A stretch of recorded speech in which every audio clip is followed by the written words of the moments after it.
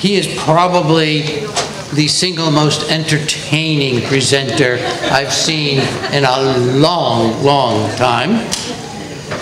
He has an ability, which I've never quite seen before, literally, to use graphics while he remains completely spontaneous. And that's really an extraordinary thing. And it comes from the fact that, in part, that this is a very diversified human being. You know, hunting, fishing, graphic arts, family life, dogs, acreage. He actually has a real life outside of the academy. But he's also a professor and brings in a lot of federal grants, which I'm very impressed with, because I think it's amazing that he can hold his critical views on ADHD and still go and relate to the guys in the government. It's a real art. It's a real skill to be able to do that. He's professor at Marshall University. He's got a blog on Marvelous Mad in America. It's actually just called Mad in America, but it is a really exciting website. His books include two very different kinds of books. One is Debunking ADHD, which he lets us know about in bold and color, and then more academic and more also operational for school systems. He actually interacts with school systems and teaches them how to evaluate what they're doing. He's working in a lot of very positive areas, and one of those books is Multidimensional Education. I'm sure I'm leaving out a lot of stuff, but you're going to really enjoy his presentation. Thank you. How is everybody? Good. You're awake? Yeah. We don't need to do any exercises or anything? No. How many of you are holding your phone and going to look at 15 times while we're trying to get you to pay attention today? I know who you are. I've been watching you all morning. So, yesterday I shared 6 of my 10 reasons that are in my book. Like I said, you don't have to buy it. I explained it all on YouTube. I'm going to show you one more video. But if you want all the details, you can. This is the macro view of each chapter. So we're going to go through chapter 7, 8, 9, and 10. And those are on alternative views of ADHD. So you want another little video? Yeah. Yeah? Okay. Little review foreshadowing. But now for something completely different. So not long ago, thanks to First Lady Nancy Reagan, we used to tell kids, just say no to drugs.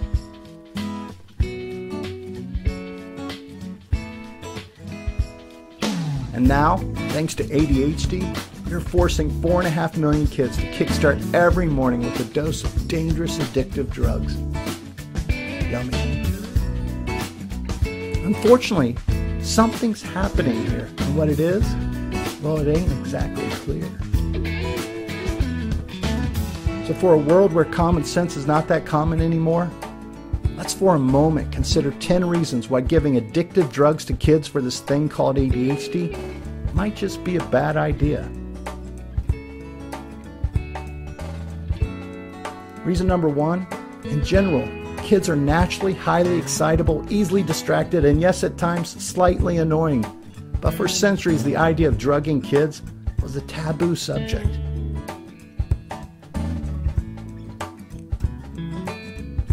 Also, what many don't realize is that the symptoms used to diagnose ADHD are the same traits we use to diagnose gifted kids, and common things like temporary developmental delays and behavior issues. Many fail to understand that these symptoms of ADHD will mellow with time as our children grow and mature, develop gradually.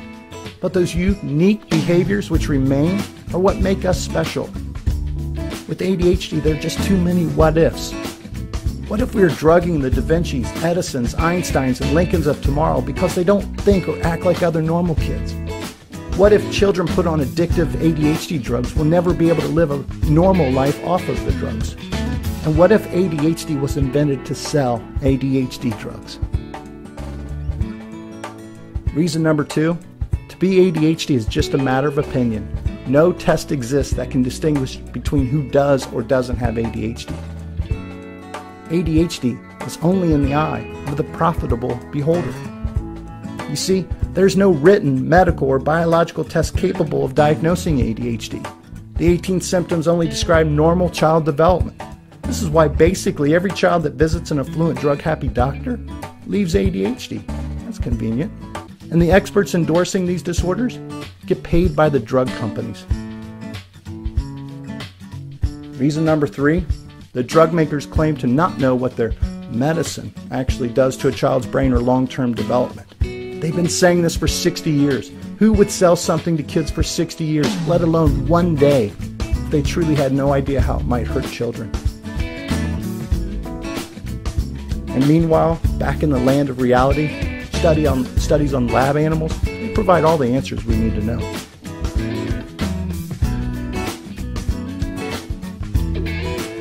My new book has a chapter on the endless health risks of these drugs. And as reason number 4 explains, the drug's life-threatening long-term effects far outweigh any perceived behavioral benefit.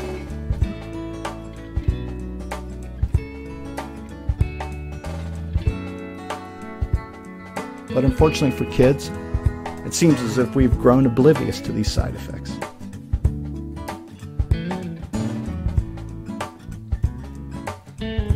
Reason number 5, truth be told, our flawed education policy holds partial blame for fueling the ADHD movement.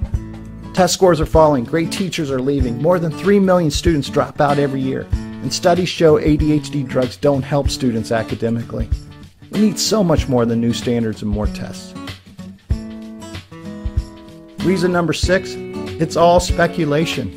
Sure, they can act like ADHD is something real scary, but they have no conclusive brain scan, genetic, or medical evidence to back up their claims. They're selling a shortcut to raising kids, void of any worthy research to assure us of its legitimacy or safety. Reason number 7, research documents that the behaviors associated with ADHD are common signs of normal children progressing through normal developmental stages. Unfortunately, ADHD experts seem to have no background or interest in what decades of child development research tells us. Reason number 8, for most, ADHD symptoms can be effectively managed without drugs. Real academic success rests upon parents and educators working more closely together to truly discover an education that leaves no child left behind. Reason number 9, drugs cannot fix the external factors at home and school that influence behavioral challenges. The problems associated with ADHD do not emanate from within a child's brain. Like it or not, fixing these problems rests upon us adults, once again, taking more responsibility for our kids' behaviors.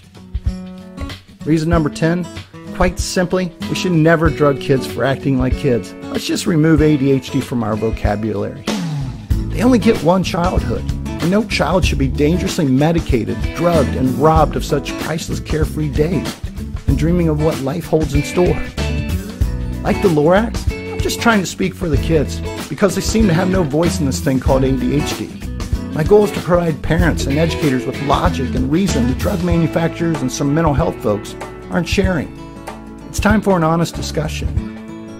But before I go, here's a slide from the mind of my expressive, creative 6-year-old son, who, yes, is often driven by a motor, fidgets, talks excessively, climbs. The list of the other 14 symptoms goes on. But you know, he acts like a kid, an incredible 6-year-old boy. Thanks for listening. When it comes to kids, I hope you just say no to drugs. And also, by the way, if you get the urge, please check out my book for more info. It costs less than 3 Adderall pills. No, that's a deal. So,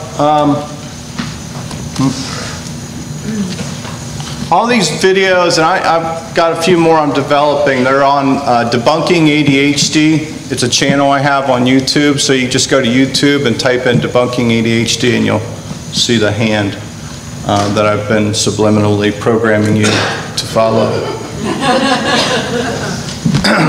So I know for the parents in the room, you'd love to talk about your birth story, right? And that day when your child was born, who in here finds himself doing that often, right? We're proud of it. Do you remember? Yeah. Well, I wanted to ask you, was any of your birth stories similar to the story of Buddha? Where as he was born, you know, right after he was born, he walked from under that sal tree and lotus blossoms came out of underneath from every foot, you know. Flowers blossomed where he walked. The mother miraculously stood up and celebrated the moment. Was that like any of your? Or was yours similar to ours? Where my wife didn't get up for several days. And then every footstep he took after that, destruction followed. This brings me to, I just wonder what, you know, it's kind of like flying on airlines. I fly a lot, I travel, work with schools and people, and I often laugh when people are like, can you believe this airline? I'm like, what airline do you normally fly? I'm used to being treated like crap every day. You know? Tell me, which airline are you on? Right? Why are we so surprised that kids aren't wonderful princes or princesses, right? So, I want to start with those reasons that I didn't get to, and they're slightly different. The first half of my book focuses on exposing ADHD and why we should question it, and the second half is really focused on the positive side, and that's what we should know to understand it better, or the symptoms associated with it better, and what we can actually do. Does that sound like something nice to talk about? Because I don't know about you folks, I love parenthood. I wouldn't trade it for the world, but it is not parent-palooza, is it? It ain't no party. It ain't no disco. It ain't no fooling around. But I have students sign up for my child development class every semester. And you know what? Some of them drop. Why? No, they're on drugs. No, I'm just kidding. But you signed up for child development. Many of you did, those of you who are parents. And guess what? You're going to pass that class no matter what, right? You can't go to the pound and get a puppy and 3 days later take it back because it's peeing and pooping everywhere, right? It's pretty hard for us to turn our children in for a new one. Okay? We can't go to the dean and say, I just took too many credits on this semester. I went out with child development. Can't do that, right? In Child Development 101, there's a few things I try to teach my students. If I could just get them to walk away with 3 basic things, that means I did better than last year. I was joking. Rule number 1, children develop gradually and sequentially. What do I mean by gradually? Over time. Over time. Sometimes slow, sometimes fast, sometimes doesn't seem like they're moving at all. Slow, fast, right? Sequentially, what do I mean? They go through stages. I'm going to get to that. Stage theory. Rule number 2. This is no 2 children. How many of you have more than 1 child? Were they alike? Did they grow up alike? Right? There's 4 of us in my family, and I was the milkman's son. Right? Because I'm nothing like, looking like my siblings, and I'm nothing like them. You know? My favorite brother, Chip, is how he calls me. My kids are like, how are you related to Uncle Chip? He's my brother. Where did you guys grow up? What happened? We're different, right? We do things differently. No 2 children or 25 children in a classroom develop on the same timeline. We're going to see all types of differences, aren't we? And we need to start expecting that. We don't want Stepford kids, do we? Rule number 3, many of the delays and challenges to optimal child development, guess what? They're relying upon brain development. They're relying upon that temperament, the IQ we're inheriting, and they're also relying upon that social atmosphere we're trying to figure out and live within.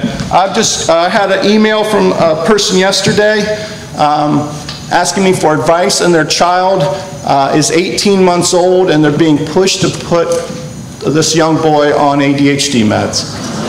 And she was asking me what I thought, and I said, well, that's real easy. Don't do it. Right? Why wouldn't we do it? He's 18 months old. But what's the difference between 18 months, 36 months, 4 years, 5 years, 7 years, 11? I worked in a jail. I taught in a jail. Okay? There's kids 14, 16, 17 still trying to figure out what the social things in life bring and how to handle them. How many of you are still trying to figure out how to handle a social issue that you haven't figured out and you ran into year after year, right?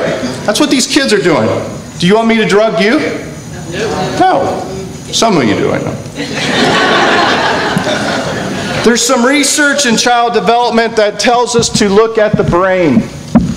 Because some folks, the research shows that the prefrontal cortex, that place where we make all of our decisions from, it's kind of noodle-like when we're a kid. It's not fully developed. It starts to get near full development in your later 20s, right?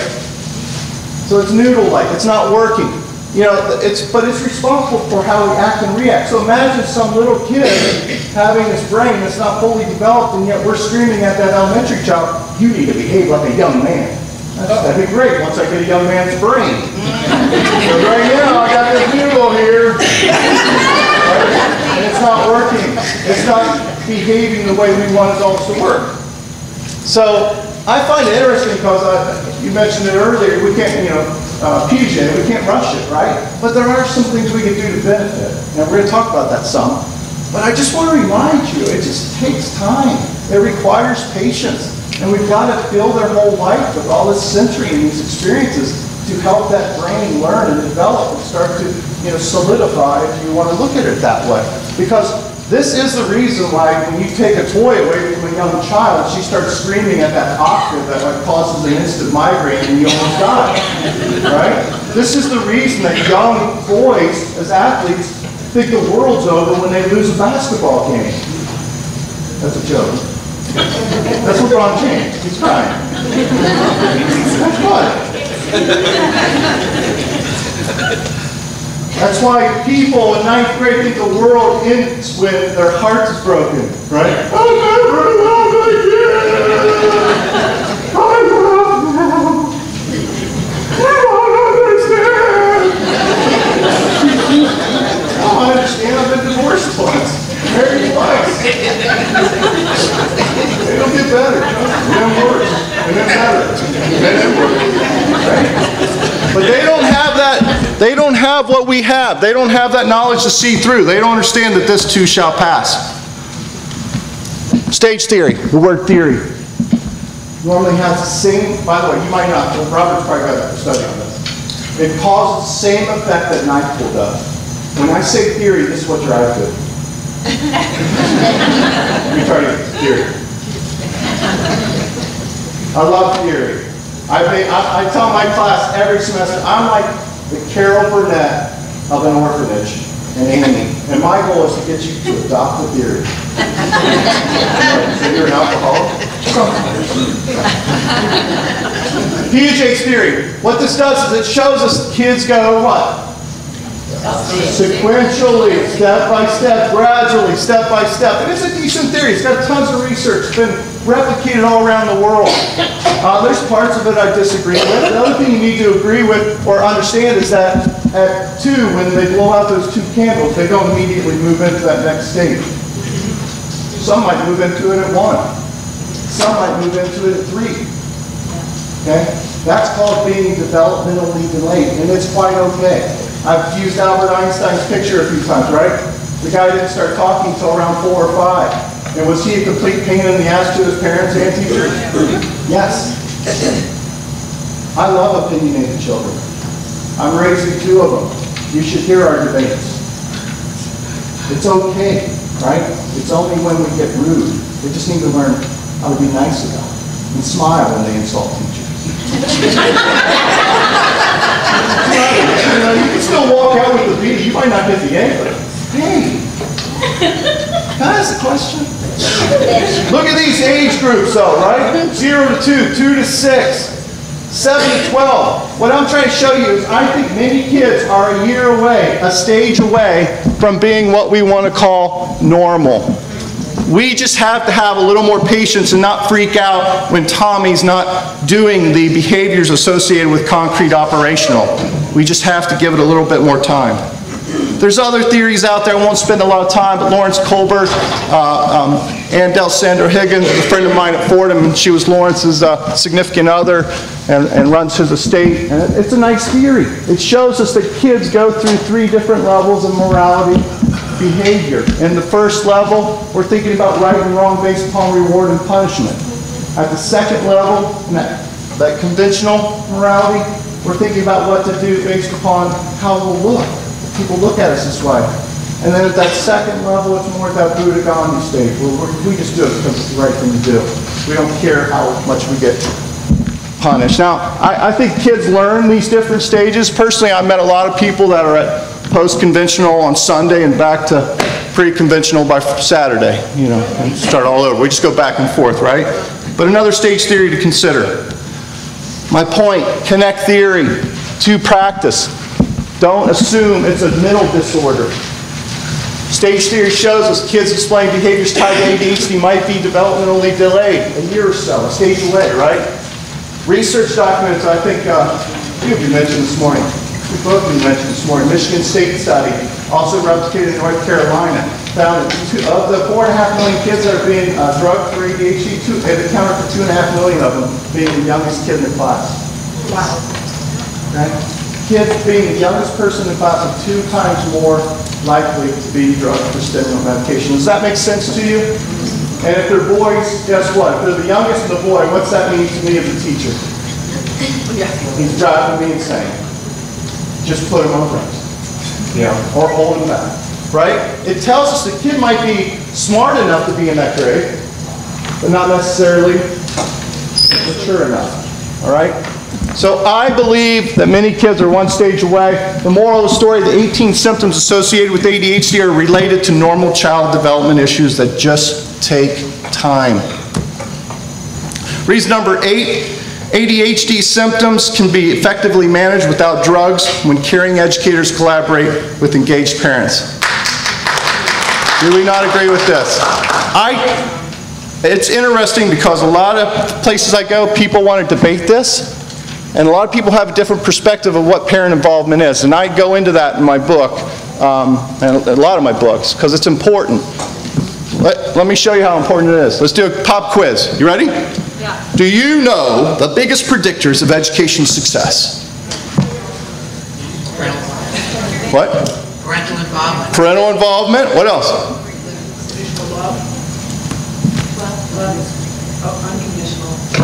Love is, I'm going to throw that under parent involvement. Where you live. Where you live, good. What else? Child's IQ, someone say? Yeah. Dang, you guys are good. I don't think anybody can get this. When I'm working with superintendents, they're always trying to hire my company to help them find data to help explain why the test scores are the way they are. And I said, oh, you already have that data. You don't need me. I do? What is it? It's the zip code.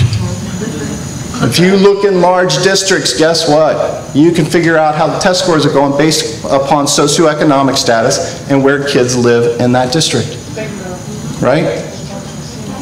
SES, one of the hugest predictors of academic success for so long. Child's IQ, there's all kinds of studies out there on this. This actually predicts test scores. Okay? This is really crazy because math and reading are a big part of IQ tests, correct? They predict 70 to 85% of international test scores. But guess what? We can't change IQ.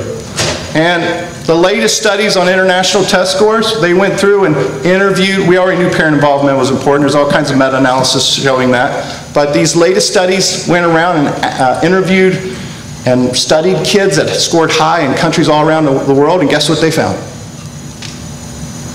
Their parents were highly involved with their kids. They read to them when they were younger. They talked to them every day. They were interested in how their day went. They discussed politics, so on and so on. They did not go to school and, hang stuff on the bulletin board, PTA meeting, chorus concert, okay? Parent involvement is something much, much more. So which one of these are we most able to change? Can we change the money? Can we change the normal distribution of IQ? When you do, please call me. We're partners. Can we change parent involvement? Yeah. Should we become helicopter parents? Should we dress like them? No. Okay, good. Just making sure. A detailed chapter on how to work with educators in my book, but get together with your educators right away. I'm not big on IEPs or 504s. One person I worked with in an urban district called the Individual Escape Plan, and I kind of found that entertaining. To me, if it's a temporary developmental thing, why adopt a legal term, a legal label that's going to stick with you the rest of your career, right? So what I explain in my book is just work with those educators. Who in here is an educator? Okay. Are you willing to work with parents and not put them on a contract and make them take drugs? I assume you are. You're here, right? Many of you, many educators are like that. We're afraid to go in and just talk and have a conversation.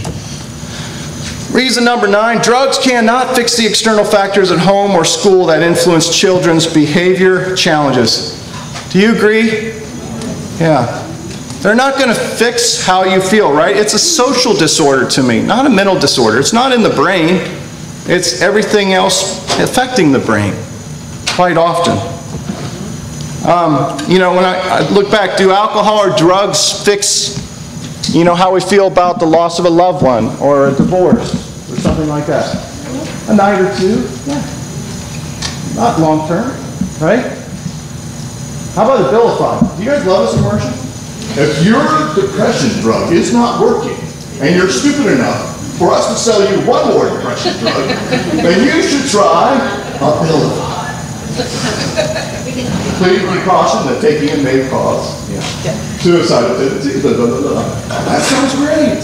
Like that guy on the video. Still depressed? Give me one. And the open payments report, they're paying like crazy right now, doctors, to keep pushing this drug. They're educating the doctors on what the drug's doing.